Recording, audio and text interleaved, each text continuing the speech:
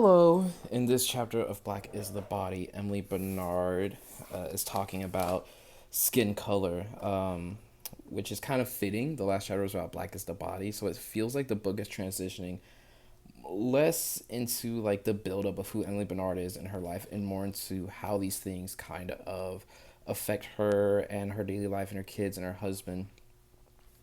An early example of this within the chapter itself is when Emily Bernard's daughter, her oldest daughter, I don't know how to say her name, but not Isabella, the other one, was talking about how this boy said that he would never marry someone as dark as she was.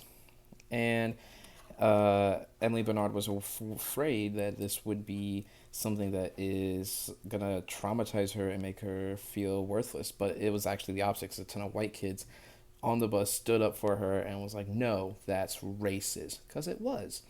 And now she repeatedly tells that story when Dr. Bernard has people over, and for her, it's a story of triumph, not a story of humiliation, as one would say.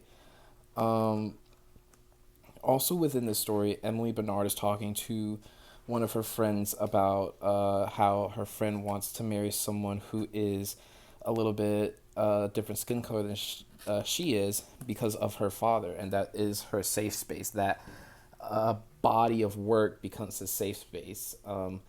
Now, as we get deeper into the chapter, we're really starting to explore more about, the actual idea of body being a work of storytelling. Emily Bernard says very early on that race is traumatic, but skin is beautiful. And I think that really encapsulates the idea of more or less the theme of the story. So sorry, more or less the theme of the book, that the body being black is something to be proud of, but being black, while it's also something to be proud of, can lead to humiliation. So it makes me think a lot about how she has framed the book and how she's used a lot of these things. Her storytelling structure for this one, she kind of goes backwards a bit into the idea of a little bit of sprinkling here, sprinkling there. It doesn't really feel linear. It's hard to tell where we are in the story at times because it's not as clear as it has been in other chapters. But I still feel like these specific stories do serve the narrative purpose of the chapter at large, which is pretty much just skin color. Do think it's effective in the purpose it's trying to illustrate, but I do feel like it falls flat if you are not someone who is a bit of a like advanced reader and really kind of understands these topics well. But I do think it does serve the narrative purpose here. Um, you know, in this chapter, the idea of the body being a framework for storytelling is really explored here. And it's interesting, kind of makes me wonder if, like, we talk about having scripts and settings, but if the idea that one's own body could be a setting for a story, or if, like, me being 21 years old with an afro and a thick beard is a setting for my story, and if I am not just a character but a setting for my own story because I can't escape my body is always a part of who I am. And so, and as our bodies change and shift, does that mean our settings change and shift?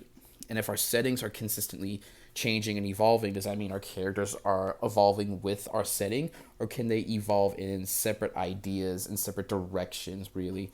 If that makes any sense. It might not, I don't know. um, but also within the chapter, it really makes me think about the idea of, she talks about how the four of them, John, herself, and her two kids, create this little safe space within their home, and how outside of that safe space is really where we get a lot of our stories. Within the safe space, we don't have a lot of stories, but outside of it is where we got a lot of stories, like a story on the bus, the story, even in other chapters where, they're talking about the Valentine's Day card and things like that. Within the safe space, it doesn't feel like there's a lot of stories. So, is the idea of storytelling really when we get out of our comfort zone? Do we really really explore the world, and not only explore the world but explore ourselves in these non safe spaces, quote unquote, and really challenge ourselves to face the outside world in something different? Is that where true storytelling can begin, or can we have good storytelling within the comfort or our safe place. Um, Overall, I did think this was a great chapter. I did think, and it's making me think a lot about storytelling structures and how she's really starting to emphasize the idea of the body and where that fits into the concept of storytelling. So that is all. Thank you.